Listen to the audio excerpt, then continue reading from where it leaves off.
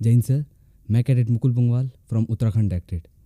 Sir, तो मैं अपनी जो मुझे इंस्पायर करा इस एक्सपीडिशन में आने के लिए, वो था मेरा कि माउंटेन्स आर चैलेंजिंग। ये मुझे पता था, मैंने सुना था इधर उधर से। तो मैं अपने आप को टेस्ट करना चाहता था कि मैं कहाँ पे स्टैंड करता हूँ खुद की लाइफ में, अपनी लाइफ के लिए। तो मैं अपने आप को चैलेंज करना चाहता था, फिज़िकली भी और मेंटली भी। दोनों वेज़ में मैं टेस्ट करना चाहता था कि मैं कहाँ पे हूँ। तो मैंने सोचा कि एनसीसी इतना अच्छा मौका दे रही है, तो क्यों ना मैं इस मौके का फ़ायदा उठा लूँ।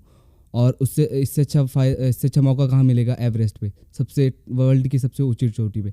तो मैंने ये सोच के सबसे पहले एक्सपीडिशन में पार्ट लिया था, अपनी यूनिट से सिलेक्शन लिया। फिर जब मैंने सब मेरा यूनिट में सिलेक्शन हुआ था, फिर मैंने घर पे बताया कि मम्मी मैं ऐसा जा रहा हूँ, मेरा सिलेक्शन हो चुका है, इसके बाद डायरेक्टरेट में होगा, आगे आगे होगा। तो घर वालों की तरफ से ये था कि तेरी एजुकेशन का क्या हो गया। जैसे मैं कॉलेज कर रहा हूँ, बीएससी कर रहा हूँ, अभी पीसीएम सब्जेक्ट है मेरे।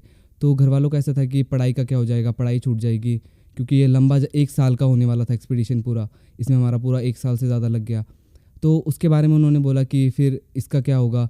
फिर मैंने उन्हें समझाया कि ये once in a lifetime opportunity है, और भारत में सिर्फ अभी तक 1000 से भी कम लोग हैं जिन्होंने ये करा होगा। फिर उनको समझाया। फिर मेरी दीदी जो थी, जो मेरे सपोर्ट में थी, उन्होंने घर वालों को थोड़ा और बोला कि इसे जाने दो, थोड़ा करने दो। फिर मैंने घर वालों को बोला कि जैसे ही मैं वहाँ से आऊँगा, जैसे ही मेरा ख़त्म होगा, मैं पढ़ाई में फिर से लग जाऊँगा। फिर ऐसे करके मेरा सिलेक्शन हुआ डायरेक्टरेट में। फिर डायरेक्टरेट में सिलेक्शन हुआ, उसके बाद हमारा सिलेक्शन हुआ, दिल्ली आए। दिल्ली में बहुत ही डिफ़िकल्ट सिलेक्शन था, टफ सिलेक्शन था, बट कैसे ना कैसे करके वो दिल्ली का सिलेक्शन ख़त्म करा। उसके बाद सर हमें माउंट अभी के लिए भेजा गया। वो मेरा फर्स्ट एवर माउंटेन एक्सपीरियंस था। मैं माउंटेन से बिलोंग करता हूँ, पर हाई एल्टीट्यूड में पहली बार मैं गया था। 5000 से ऊपर का पीक था, 7355 मीटर्स। तो वहाँ पे जाना एक अलग ही चुनौती था। पहली बार उतना बड़ा हाई एल्टीट्यूड में गया था, तो थोड़ी डिफ़िकल्टीज़ भी आई थी, थोड़ा चलने में थोड़ा दिक्कत हो रही थी, क्योंकि हाई एल्टी पे थोड़ा ऑक्सीजन लेना लेवल थोड़ा कम हो जाता है, वो दिक्कत आ रही थी। बर्फ़ में पहली बार जा रहे थे, उधर हैवी स्नोफॉल भी हो गया था जब हम जा रहे थे, तो और ज़्यादा दिक्कतें आने लग गई थी। फिर वहाँ से मेरा सिलेक्शन हुआ सियाचिन ट्रेनिंग के लिए। फिर उसके बाद हम सियाचिन ट्रेनिंग के लिए गए। सियाचिन ट्रेनिंग मतलब इस पूरे एक्सपीडिशन ने जो जो चीज़ें हमें एक्सपीरियंस कराई, वो मैं कभी नहीं भूल सकता। सियाचिन वर्ल्ड का हाईएस्ट बैटलफील्ड, बहुत कम लोगों को मौका मिलता है, बहुत कम सैनिकों को भी मौका मिलता है वहाँ पे ट्रेन करने का।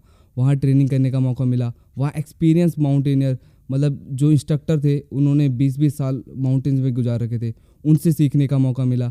और माउंटेन में मैंने एक चीज़ सीखी कि एक्सपीरियंस बहुत ज़्यादा इंपॉर्टेंट होता है। फिर उसके बाद हमारा सिलेक्शन होने के बाद 10 कैडेट्स चुने गए। फिर उसमें मेरा नाम भी आ गया। फिर मैं एवरेस्ट के लिए सिलेक्ट हुआ।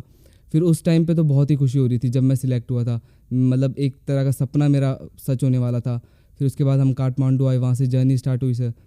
फिर जर्नी में हम सबसे पहले लूकला उतरते हैं। फिर लूकला से जैसे हमने ट्रैक स्टार्ट करा, वो ट्रैक मेरी ज़िंदगी का सबसे ब्यूटीफुल ट्रैक था।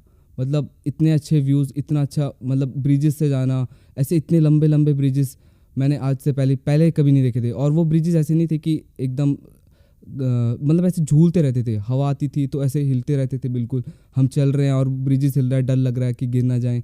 वो बहुत ही नया एक्सपीरियंस था। और सिर्फ माउंटेनियरिंग का एक्सपीरियंस नहीं मिला, माउंटेनियरिंग का बहुत सारा एक्सपीरियंस मिला, पर जिन लोगों से वहाँ मिला मैं, जैसे कि कामारेड्डी शेरपा जो 31 टाइम्स एवरेस्ट चढ़ चुके हैं, और youngest ever boy to climb 14 peaks, all 14 8000, उनसे मिला। और जैसे कि वहाँ के लेजेंड, मतलब बहुत सारे लेजेंड से मिला वहाँ के माउंटेनियरिंग फील्ड के। तो उनसे एक चीज़ सीखने को मिली कि कभी भी अपनी लाइफ में गिव अप मत करो। चाहे कुछ भी, कितनी भी डिफ़िकल्टी आए, कुछ भी हो, कभी गिव अप मत करो। स्लोली स्टेडीली मूव करते रहो, आगे बढ़ते रहो, और एक ना एक दिन तुम अपने गोल को अचीव कर लोगे। और जैसा कि मेरा गोल है कि मैं आर्म फोर्सेस को ज्वाइन करना चाहता हूँ। और एनसीसी मैंने इसीलिए ली थी क्योंकि मैं आर्म फोर्सेस से थोड़ा ज़्यादा प्यार करता हूँ, और एनसीसी तुम्हें कनेक्ट रखती है आर्म फोर्सेस से, इसलिए मैंने एनसीसी ली थी। और डायरेक्ट सी एंट्री होती है एनसीसी के, अगर तुमने सी सर्टिफिकेट में अल्फ़ा ग्रेडिंग है तो आपको डायरेक्ट एंट्री मिलती है एसएसबी के लिए। तो मैंने ये सोच के एनसीसी ली थी। उसके बीच में इतना अच्छा मौका मिला एक्सपीडिशन का। मैं शुक्रिया करना चाहूँगा एनसीसी का, डीजी एनसीसी सर का, और हमारे टीम लीडर का सर। टीम लीडर भी हमारे एक रिनाउंड माउंटेनियर हैं, उनसे जो एक्सपीरियंस मिला वो मैं कभी नहीं भूल सकता।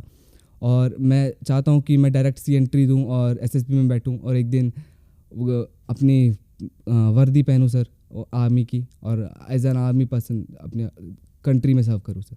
Thank you sir.